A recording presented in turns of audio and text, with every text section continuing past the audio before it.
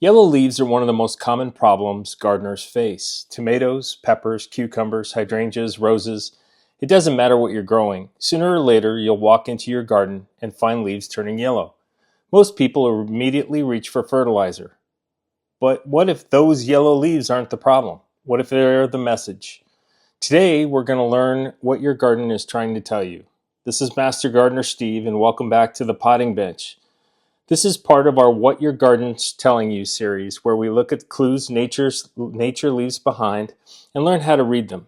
And few clues are more common or misunderstood than those yellow leaves. The secret is that where the yellowing occurs often matters more than the yellowing itself. Let's start with the easiest clue.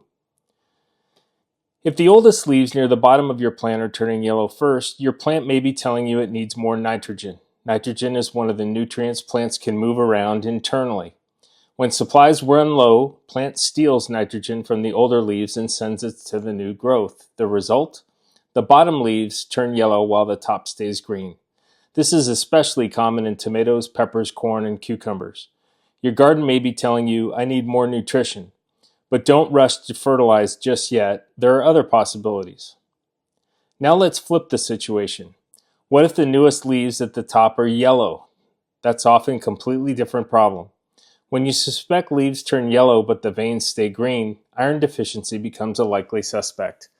The interesting thing is that iron may actually be present in the soil. The plant just can't access it. This is especially common in hydrangeas, roses, citrus, and blueberries. Your garden's telling you, my soil chemistry is preventing nutrient uptake.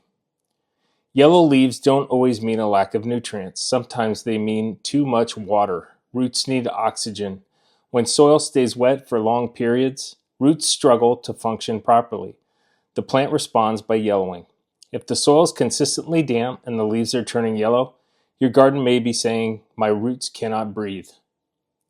During the heat of summer, many plants sacrifice older leaves. It's a survival strategy. The plant redirects energy to flowers, fruit, and new growth. Tomatoes are famous for this. So are peppers and cucumbers. If only a few lower leaves are yellowing while the rest of the plant looks healthy, your garden may simply be telling you, I'm prioritizing growth.